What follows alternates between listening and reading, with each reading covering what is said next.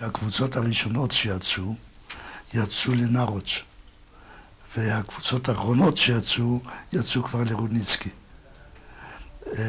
הראשונות שהלכו לנרוץ' סבלו סבל רב. א', סבלו ממערבים כשיצאו לדרך, כי נראה שהיו הלשנות בכל מיני מקומות.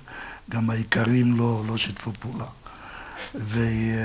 וכשרדנו למטה, שהלכנו דרומה, כמעט כל הקבוצות הגיעו בשלום בשלמותן. עכשיו, היה קשה להיפרד מהיהודים, היה קשה להיפרד מהאידיאולוגיה, היה קשה להיפרד עם בני המשפחה, כי כל אחד מאיתנו נשאיר מאחוריו בני משפחה, כמו אלה ששרדו עדיין, וכך היה גם עם אמי. הביאו אותנו לבסיס. בבסיס פתאום אני רואה דוד שלי, שמואל שפירא, אח של אבי, יותר צעיר, הרבה יותר צעיר, רץ אליי. שם הייתה הקבוצה השנייה, קבוצת יחיאל. הם הגיעו ליער הרבה לפני ה-FPO, הם נסעו במסעית, את ודאי יודעת מרעיונות אחרים איך שהם הגיעו ליער, וכולם מקיפים אותי ושואלים מה נשמע בגטו, כי אני האחרונה, פנקה ודופקה אומרות, אנחנו יצאנו שלשום, אמרתי, אני יצאתי בחיסול. אמר לי, איזה חיסול? אמרתי, חיסלו את הגטו, אין גטו, חיסלו את הגטו. כשהם שמעו את זה, כולם התפזרו לצדדים.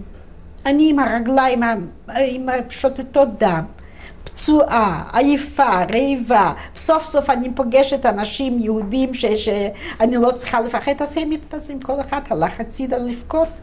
כל אחד השאיר הורים בגטו, אחים, אחיות.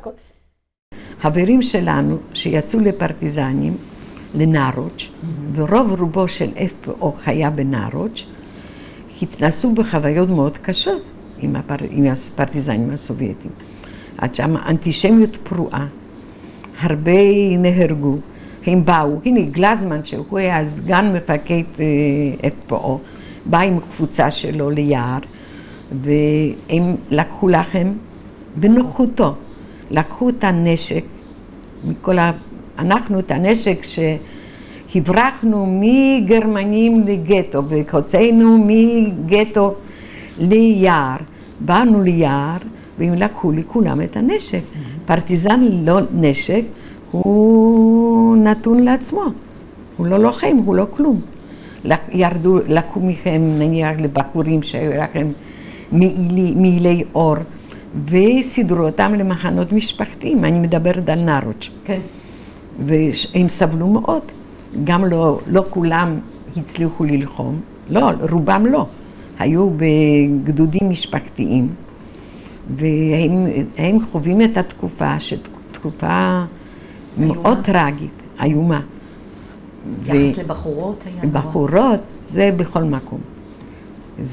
הסובייטים התייחסו לבחורות בצורה הכי נבזית. הקלנו את הסביבה שלנו והתחלנו ללכת יותר, התחיל להיות נורא מסוכן. ומסוכן מכמה סיבות. א', שברדיוס יותר גדול יש לך הרבה יותר גרניזונים גרמניים, ואתה צריך לצאת ליותר כפרים, לפעמים עיירות. השמירה צריכה להיות הרבה יותר חזקה וצריך להעמיק בזה. אבל הדבר הכי גרוע היה שזה היה לוקח לך לילה, כי הכפרים העיקרים היו מסתירים. וכשהם מסתירים צריך היה למעשה בכוח לקחת את זה מהם. כי בהתחלה לקחת נגיד פרה אחת מתוך 5. בסוף של העניינים השארת לו רק פרה אחת.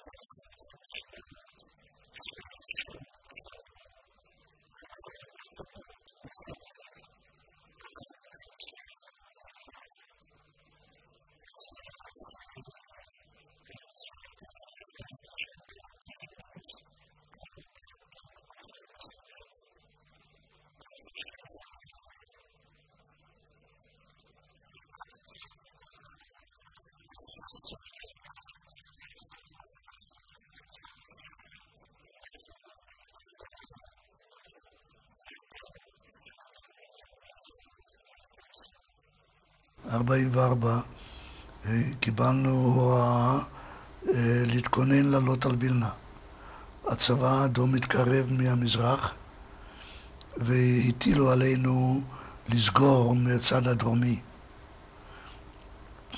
וכשעלינו, וזה היה, בשבילי לפחות, הייתה הפתעה פתאומית, שהנה, כשאתה נמצא בתוך החיים האלה, אתה קודם כל לא מאמין שזה אי פעם ייגמר בכלל. אתה מקווה, אתה חולם על דברים כאלה, אבל בחיי היום-יום אתה לא חש את זה. אז כשזה הגיע, ההוראה הגיעה לעזוב את הכל ולעלות, אז התארגנו ועלינו. כשהגענו לפרברי וילנה, חשבנו שאפשר להיכנס, אז קיבלנו אש תופת. ואני הייתי בקבוצה הראשונה שיצאה. כמה אנשים בערך? קבוצה קטנה, איזה 12 איש, זה צריכה הייתה להיות הרזוויטקה. היינו רוצים, זאת אומרת, אחרינו יצא כל המחנה גדול. חיים נשאר כי הוא היה פצוע. ונפרדתי ממנו ויצאתי עם הרזוויטקה קדימה, הולכים לווילנה. כבר הלכנו, פעם ראשונה שיצאנו לאור היום, לא בלילה. והתרחקנו, והעיקרים, כשעברנו כפר, מרצונם הטוב קיבלו אותנו בלחם וחלב. ככה היינו צריכים לשדוד מהם את המזון, הם הקצירו. והיה איזה דגל אדום, נדמה לי, שמישהו ילדר והלכנו עם דגל אדום. הלכנו לגטו והלכנו ובכינו, וכל אחד ניסה לחפש בני משפחה משלו, אולי. והחורבן היה קשה מאוד. התחושה שאין עם מי לדבר.